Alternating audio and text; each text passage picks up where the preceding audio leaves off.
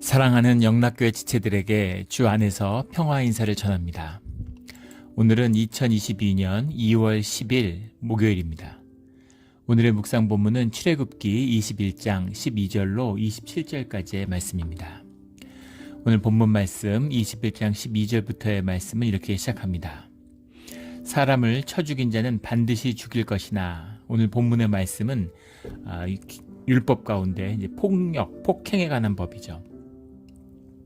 폭행에 관한 법인데 이런 율법의 말씀은 어렵습니다. 우리 예전에도 성경 공부를 해보면 출애굽기의 이제 후반부 민수기, 레위기, 신명기 이런 데 가면 다들 힘들어하시죠.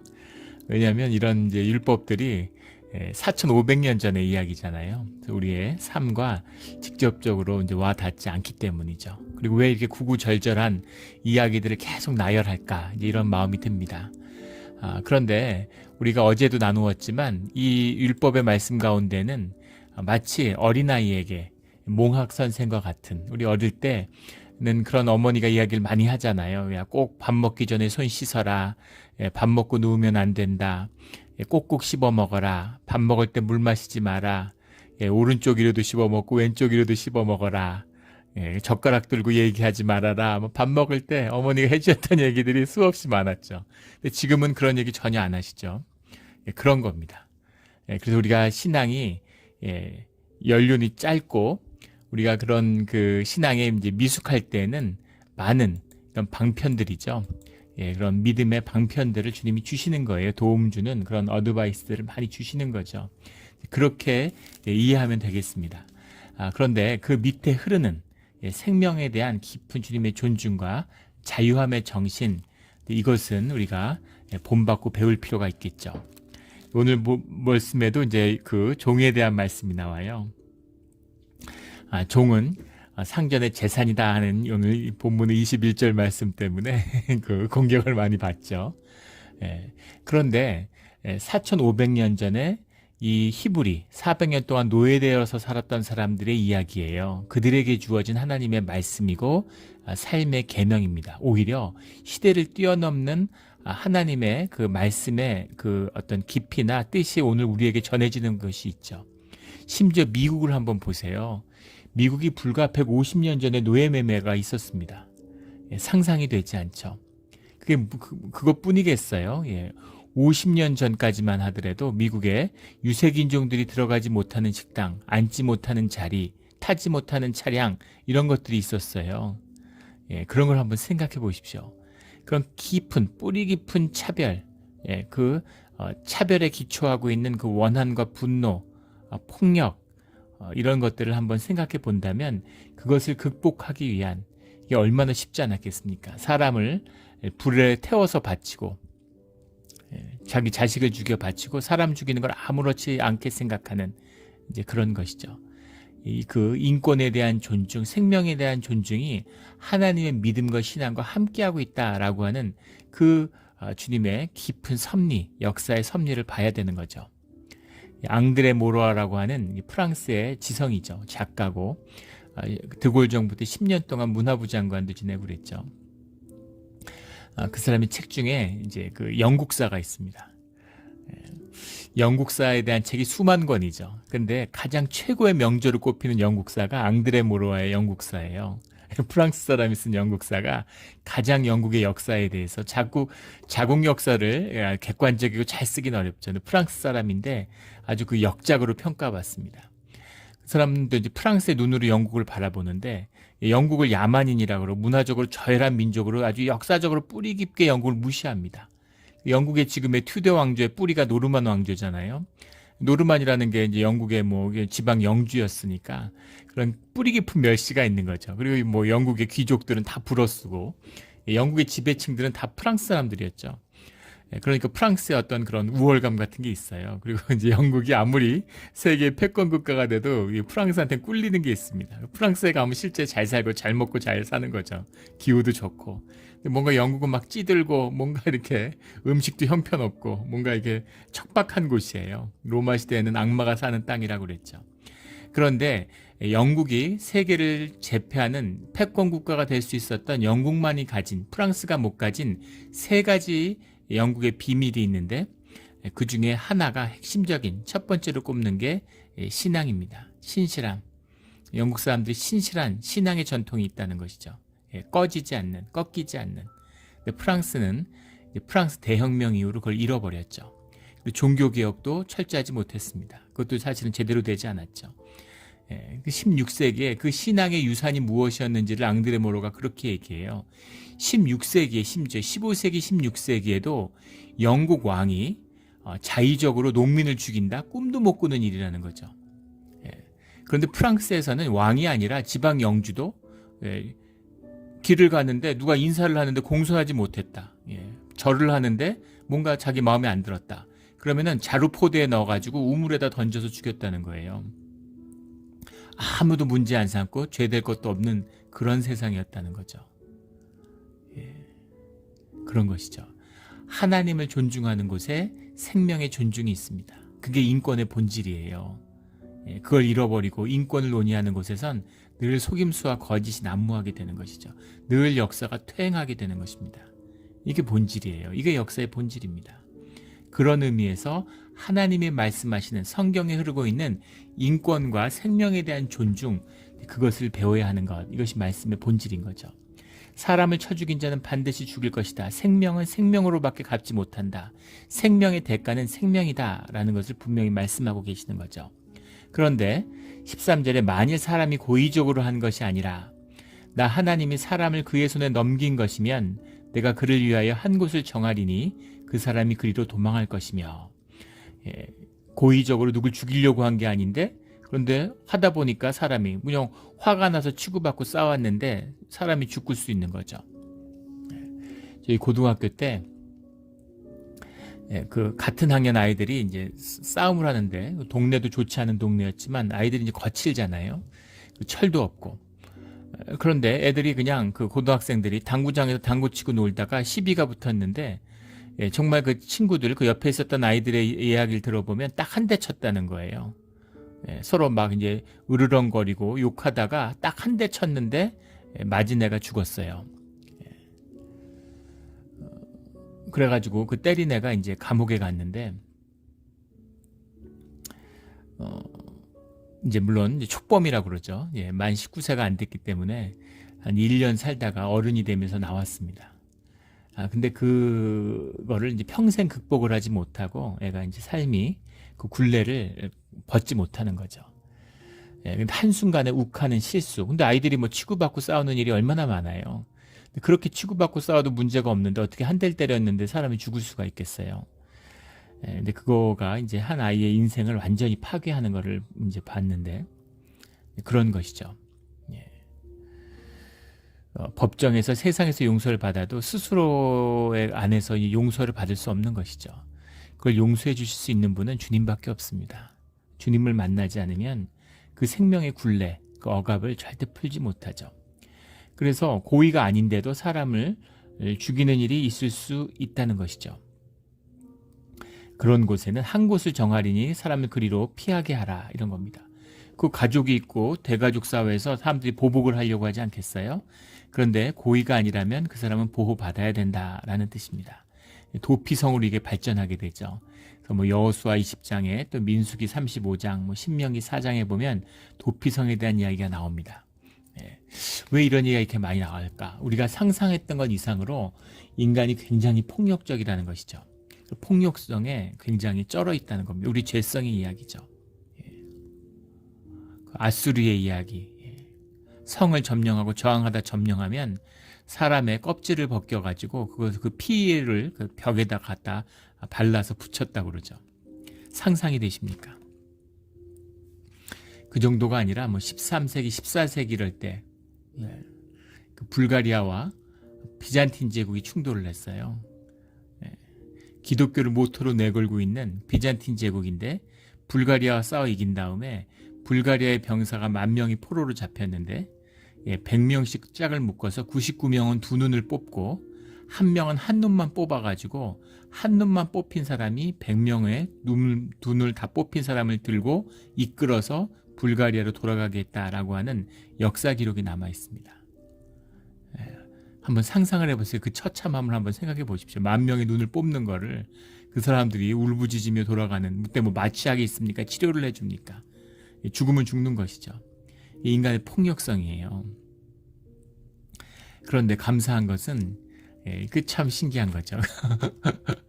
예, 그 핑거라고 하는 무슨 핑거죠? 그 하버드학교 유명한 심리학자죠.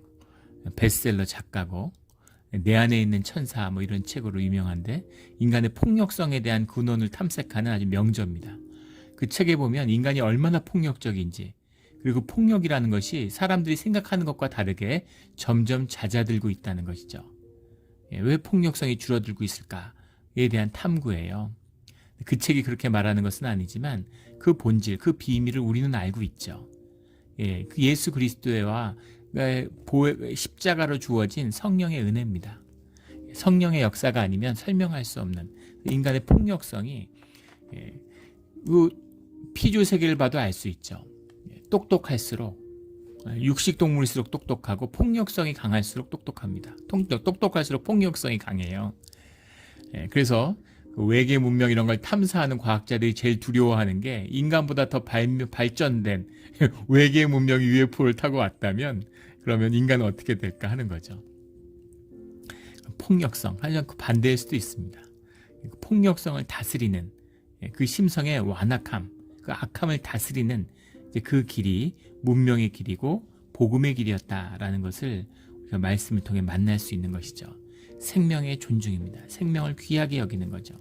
절대 살인하지 말아야 되는데 고의가 아닌데 살인을 했을 경우 그런 경우에는 사적인 폭력으로 보복하지 말아라 라는 뜻입니다. 그래서 도피성을 두었죠. 14절에 사람이 그 이웃을 고의로 죽였으면 너는 그를 내 제단에서라도 잡아내려 죽일지니라. 절대 사람을 고의로 죽여서는 안 된다. 어떤 경우에도 사람을 죽이지 말라는 것이죠.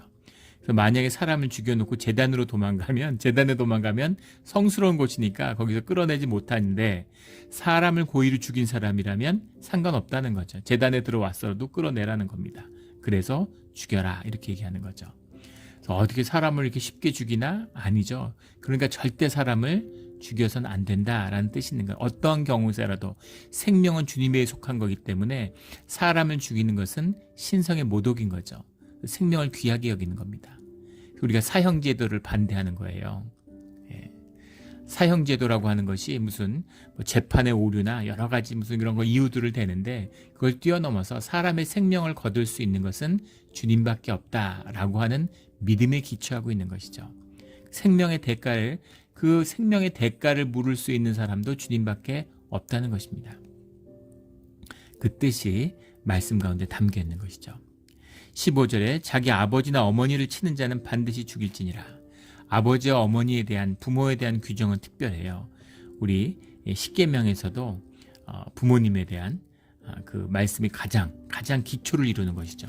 가장 먼저 말씀을 지켜야 하는 내 부모를 공경하라 라고 하는 것이 5계명으로 인간에 대한 첫 계명으로 나오고 있는 것처럼 그 부모는 특별한데 아버지나 어머니를 치는 자는 반드시 죽일지니라. 아버지와 어머니를 치는 자는 17절에 나오는 저주하는 것과 함께 그것은 생명을 해야 하는 것과 같은 것이다 라는 뜻이 들어있는 겁니다. 17절에 자기 아버지나 어머니를 저주하는 자는 반드시 죽일지니라. 저주를 해도 죽인다라는 거예요. 저주라는 말이 칼렐이라는 말인데 그 원뜻은 뭐 영어로 하면 to be, slide 이런 겁니다. 가볍게 대하는 것, 부모를 모욕하는 것, 부모를 조롱하는 것 다 들어가는 것이죠. 근데 그것이 저주의 뜻을 담고 있다는 거예요. 칼렐에 반대되는 히브리어가 이제 카바드라는 말이죠. 우리 너무나 익숙한 구약의 핵심적인 단어죠. 주님께 영광을 돌린다라고 말할 때 카바드입니다. 존경한다, 높인다, 이건 무겁게 여긴다라는 이제 이 칼렐과 반대말입니다. 그런데 이 카바드란 말이 예배와 신성의 의미를 담고 있죠. 주님께 영광을 돌리는 그게 들어있는 것처럼 칼렐이라는 건 여기 저주라고 번역한 것처럼 사실은 신성을 모독하는 의미가 들어있다라는 거죠. 우리의 영혼 다 주님께 나온 것입니다. 그리고 우리 부모에게 나를 보낸 것은 주님이시죠. 주님이 주관하시고 한 영으로 묶여 있는 것이에요. 그래서 절대 부모를 치거나 부모를 저주할 수 없는 겁니다. 자살도 마찬가지죠. 생명이 어떻게 스스로 목숨을 끊어요. 어떤 경우에도 그 목숨을 지키는 것이 우리의 의식의 기본적인 기능이죠. 우리의 삶이 모두 생명을 지키는 것으로 이루어져 있어요. 사람은 절대 자기 자신의 목숨을 끊을 수 없습니다. 예전에 그 인도네시아에 쓰나미 왔을 때 우리 여러 번 나눈 얘기지만 그 생존자의 그 정말 피눈물 나는 피를 토하는 그런 고통의 호소를 들었던 기억이 나요. 가족이 5이 매달렸는데 어린아이부터 먼저 떨어져서 죽는 것이죠. 마지막에 이제 와이프가 떨어져서 죽고 자기 혼자 나무에 매달려 있는 거예요. 정말 죽고 싶은 거죠. 자식들이 떨어져 죽고 부인이 죽는 것을 눈으로 봤는데 자기도 떨어져서 죽고 싶은 거예요. 근데 고통스럽고 죽고 싶지만 죽지 못하는 게 인간이라는 거죠. 이게 인간의 실존입니다. 그런데 우울하다고 어떻게 스스로 목숨을 끊습니까? 상처받았다고 목숨을 끊어요. 절대 사람은 할 수 없는 겁니다. 도와주는 영의 작용이 있는 거예요. 그 자살을 좋게 보지 않는 이유는 그런 영적 전통 안에는 바로 그것에 사람이 할 수 없는 일이기 때문인 겁니다. 그것은 마귀의 역사와 깊이 뿌리가 닿아 있는 것이죠. 그것은 신성의 모독, 하나님을 부정하는 하나님의 섭리와 역사를 끊는 하나님을 패하는 그런 것과 관련이 있다는 겁니다. 그래서 아버지나 어머니를 치고 아버지나 어머니를 저주하는 것, 우리 누워서 침 뱉는 게 아니라 이건 뭐라고 해야 됩니까? 자살과 똑같은 것이죠. 자기의 영을 공격하고 자기의 영을 파괴하는 것이에요. 이런 일은 있을 수 없다는 것이죠. 그 대가는 생명이다. 이미 죽은 것이죠. 육체로 쳐 죽이는 게 아니라 이미 사람을 죽이는 건 영이 죽어야 할 수 있는 일입니다. 쥐 한 마리도 못 죽여요. 쥐를 못 죽입니다. 생각으로는 할 수 있을 것 같죠? 못 죽여요. 개구리 한 마리 못 죽입니다. 근데 개구리한테 돌을 던지고 재미로 그걸 죽일 수 있는 마음이 우리 안에 있죠. 그게 악의 사슬이에요. 우리 안에 있는 죄성입니다. 우리 안에 천사도 있지만 마귀도 있는 거예요. 그걸 의미하고 있는 것이죠. 영이 한번 이미 죽은 것입니다. 육체의 목숨을 끊기 전에 내 영의 목숨이 먼저 죽은 거예요. 부모를 저주하기 전에 내 영이 먼저 죽은 것입니다. 하나님을 저주하기 전에 이미 내가 죽은 거예요. 그 죽음을 의미하는 것이죠. 그런 사람들은 반드시 죽는다. 선악과를 먹는 자는 반드시 죽는다 하는 그 말과 같은 말씀이죠. 모트라는 말이 2번 반복되는데 반드시 죽는다는 겁니다. 죽는다. 꼭 죽는다는 걸 강조하는 것이죠. 이미 죽은 자들이에요. 영혼이 죽은 자들의 그 육신의 생명을 따라 죽는 것이죠. 16절에 사람을 납치한 자가 그 사람을 팔았든지 자기 수하에 두었든지 그를 반드시 죽일지니라. 노예의 무역의 핵심이죠.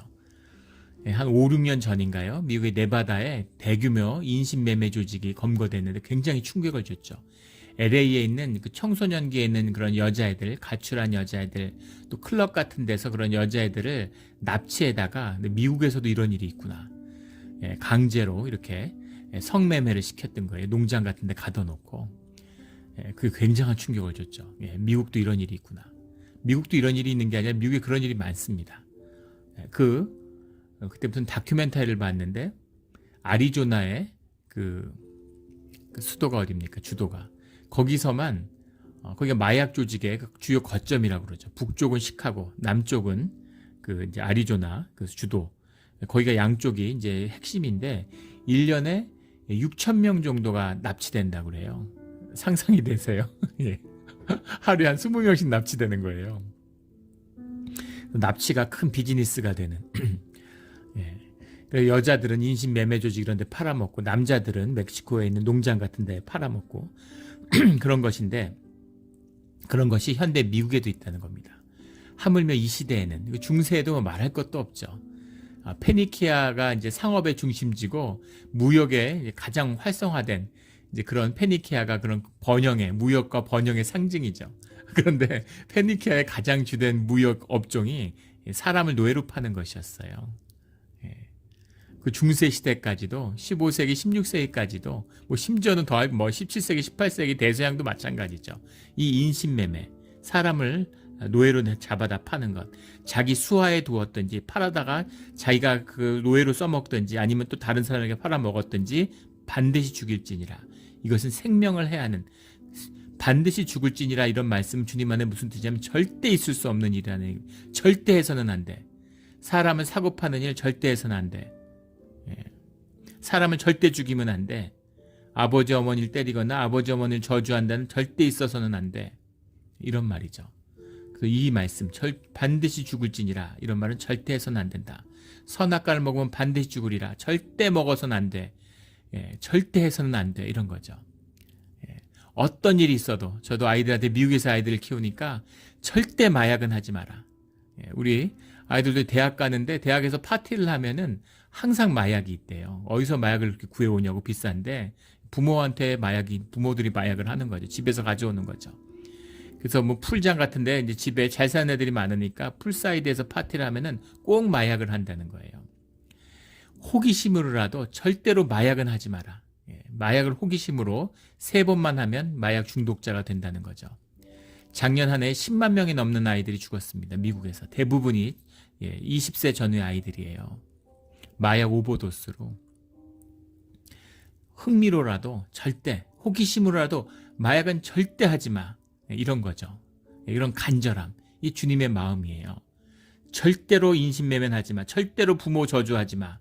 이건 절대 하면 안 되는 일이야. 이런 겁니다. 왜 이런 말씀을 주셨겠어요? 부모를 치는 자들이 없을 것 같지만 있는 거죠. 아버지 어머니를 저주하는 자들이 세상 이렇게까지 어리석은 자가 있을까? 있는 거죠. 절대 하지 말아라. 주의 자녀는 절대 해서는 안 되는 일입니다.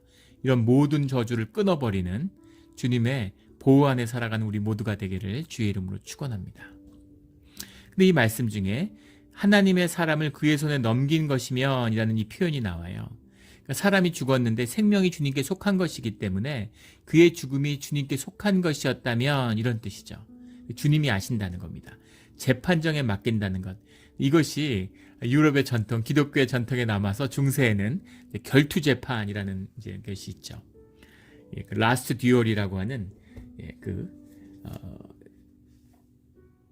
에릭 제거인가요? 이름이 정확히 기억이 안 나는데 UCLA의 영문과 교수죠. 그 사람이 그 역사적인 걸 쫙 고증해가지고 치밀하게 고증을 해서 라스트 듀얼 마지막 최후의 그 결투 이제 이런 책을 썼어요. 큰 베스트셀러가 됐죠. 근데 뭐 베스트셀러고 아주 흥미있는 영화로도 만들어졌죠. 그런데 그 내용보다도 그게 이제 학문적으로도 굉장히 이제 지적으로도 평가받는 그런 역작입니다. 근데 그 내용에 보면 영주가 자기 친구인 영주의 부인을 성폭행하게 되죠. 그런데 그 피해자는 당연히 이제 성폭행이라고 하고 가해자는 이제 화간이었다고 둘이 좋아서 화간이다, 바람난 거다 이렇게 얘기하는 거죠. 아주 상투적인 요즘도 그렇잖아요. 그걸 어떻게 밝히겠어요? 그걸 뭐 누가 본 것도 아니고 둘 다 당사자가 다른 얘기를 하는데 어떻게 밝힙니까? 그래서 이 성폭행을 당한 남편이 영주가 이 영주한테 결투를 신청하는 거예요. 둘이 칼 들고 처음에 이제 말 들고 마상에서 싸우고 칼 들고 도끼 들고 막 싸우는 거죠. 그래서 누가 죽든 만약에 이 성폭행한 사람의 남편이 죽으면 그것은 화간이 되는 거죠. 그리고 만약에 복수에 성공하면 그러면 성폭행이 되는 겁니다. 이게 말이 되느냐? 요즘은 그렇게 생각하겠지만 주님의 뜻, 그 결과가 주님의 뜻에 달렸기 때문에 주님이 죄인을 벌할 것이라고 하는 믿음 위에 기초에 있는 것이죠. 뭐 현대 재판도 마찬가지입니다. 미국에서 성경 위에 손을 얹고서 하나님의 이름으로 진실을 얘기하겠다. 사람들이 다 거짓된데 어떻게 재판이 가능해? 주님이 주관하시기 때문에 주님의 이름으로 진실을 밝힐 수 있는 인간의 양심에 기초하고 있는 것이죠. 믿음입니다. 이것이 사법제도의 근간이에요. 그런 주님의 뜻이 근본적으로 그 밑에 깔려 있다라고 하는 것을 전제하고 있는 것이죠. 그래서 주님의 뜻이 있을 것이다 라고 믿고 일단 고의가 아니고 일부러 한 것이 아니라면 그의 생명을 거두지는 마라라는 겁니다. 사람이 죽었는데 목숨을 구해줘요. 그런데 부모를 저주하거나 부모를 치는 자는 절대 구해주지 말아라 이런 말씀이죠. 있어서는 안 되는 일. 영적인 주님의 원리를 보지 않으면 조금 이해하기 어려운, 표면적, 현상적으로 보면 이해하기 힘든 얘기일 수 있지만 그 뜻은 분명한 것이죠. 18절에 서로 싸우다가 하나가 돌이나 주먹으로 그 상대방을 쳤으나 그가 죽지 않고 자리에 누웠다가 지팡이를 짚고 일어나 걸으면 그를 친 자가 형벌을 면하되 그가 내 손해를 배상하고 그가 완치되게 할 것이니라. 네, 그 말씀에 나와 있는데 실제는 다치게 한 사람이 일단 누가 돌로 치거나 해서 다치게 하면 그 사람은 구속되는 겁니다. 갇혀 있는 거예요, 감옥에. 그리고 아픈 사람이 죽나 안 죽나 보는 거죠. 살아남으면 그간에 고치는 것과 일을 못했으니까 돈을 못 번 것에 대한 손해배상, 그리고 치료하는 데 돈 든 것, 이런 모든 아픔에 대한 피해 보상을 다 하면 풀어주는 겁니다. 예, 그렇게 그 피해를 보상하라는 거죠. 예, 처음에 나누었죠. 예, 손은 꼭 씻어라. 예, 밥 먹을 때 골고루 먹어라. 꼭 씹어 먹어라. 이런 얘기예요. 하나하나 주님이 다 왜 이런 말씀을 하겠어요? 이런 사적 보복과 폭력이 횡행하는 사람들인 거죠. 그렇게 하지 말라고 얘기하는 거예요. 히브리인들이 특별히 나쁘거나 도덕성이 떨어져서 그런 게 아닙니다. 그 시대가 그런 거예요. 예, 동해 보복법이라고 그러죠. 예, 렉스 탈리오니스라고 그러죠. 예, 로마 시대 때 날까지 이어지는 무슨 함무라비 법전에서 시작해서 렉스 탈리오니스라고 하는 로마법에 이르기까지 그 근근히 흐르고 있는 세상의 법입니다. 눈에는 눈, 이에는 이, 오늘 말씀에 나오는 것처럼 그대로 보복해 주라는 거죠. 근데 이 말씀을 읽으면 아니 무슨 눈에는 눈, 이에는 이, 예수님이 여기에 대한 주의를 해주셨죠. 이 말씀의 뜻이 무엇인지를. 그런데 우리가 기억해야 될 것은 4,500년 전의 법이에요. 이때는 이거 너무 폭력적인 거 아니야? 예, 눈에는 눈, 이에는 이라고? 어떻게 이런 식으로 해? 그게 아니라 그때는 보복을 하는데 더 잔인하게 보복하는 거죠. 예. 내 아버지를, 우리 뭐 서부 영화로는 맨날 나오는 거잖아요. 내 아버지를 죽였어. 아버지의 원수를 갚아야지. 아버지의 원수만 죽이나요? 근데 그 가족이나 다 원수를 죽이는 거죠.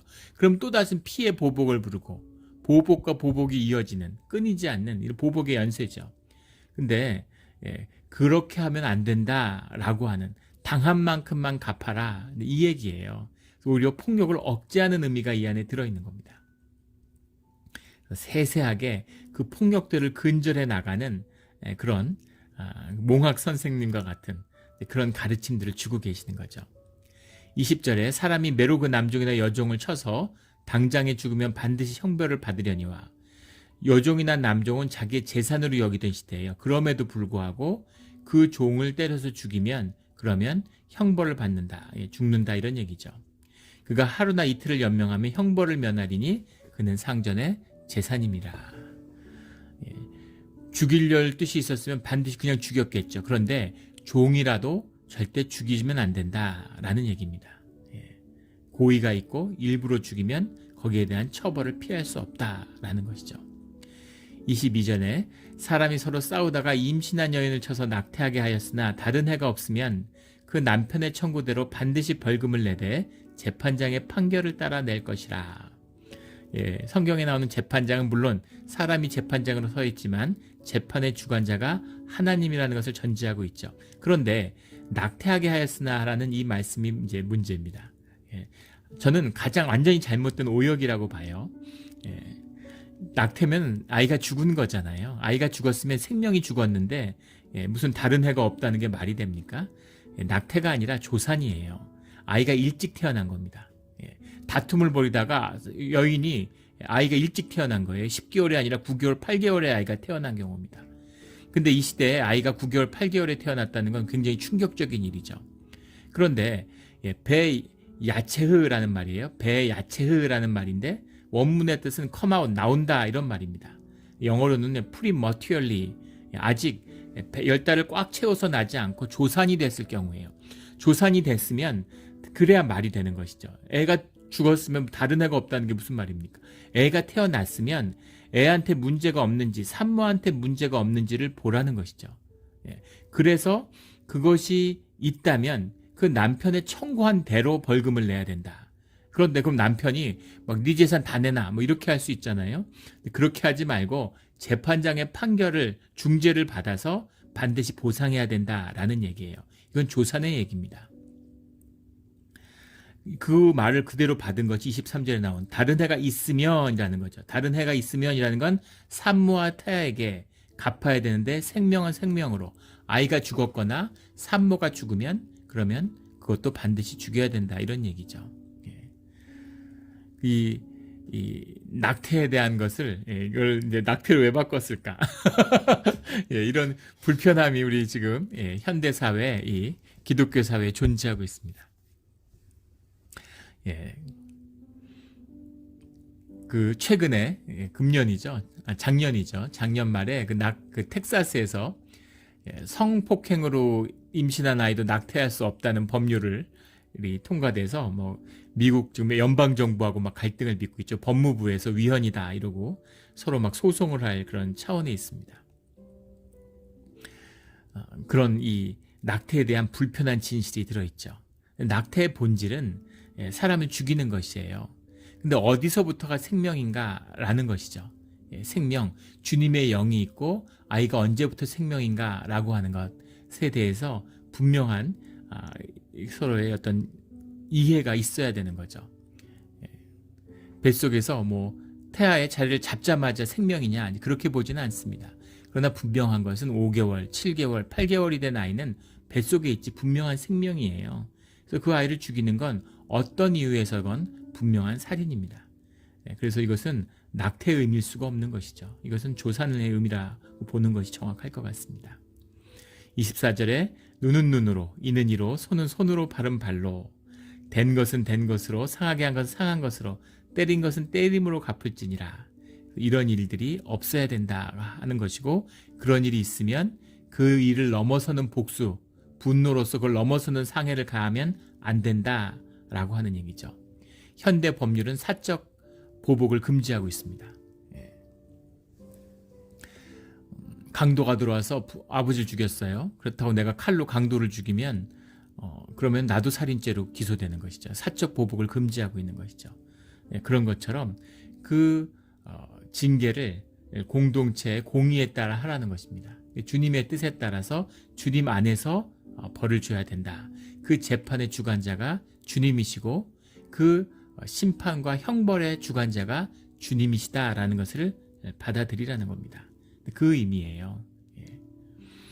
그리고 그 분노에 묶이지 말라는 거죠. 그 분노로 자신을 파괴하지 말라는 겁니다. 분노는 굽은 칼과 같아서, 복수는 굽은 칼과 같아서 그걸 뽑는 순간 가장 먼저 내 가슴을 찌른다, 뭐 이런 이야기가 있죠. 최대 피해자가 자신이 되는 거죠. 그렇게 하지 말라는 겁니다. 26절에 사람이 그 남종의 한 눈이나 여종의 한 눈을 쳐서 상하게 하면 그 눈에 대한 보상으로 그를 놓아줄 것이며, 그 남종의 이나 여종의 이를 쳐서 빠뜨리면 그에 대한 보상으로 그를 놓아줄지니라. 이 시대는 혁명적인 거죠. 그냥 종이 말을 안 들어가지고 뺨을 때렸는데 이빨이 빠졌어요. 그러면 풀어주라고? 그러란 얘기입니다. 생명에 대한 이건 존중으로 받아들여야 되는 거죠. 아까 말씀 나눴죠. 중세에도, 심지어 기독교 문화가 지배하던 그런 중세에도 자기 종이면 뭐 눈을 뽑고 다리를 자르고 자루에 넣어서 우물에 던져도, 종이 아니어도 심지어 자기 봉지에 있는 농민도 그렇게 해도 죄가 안 되던 시절이에요.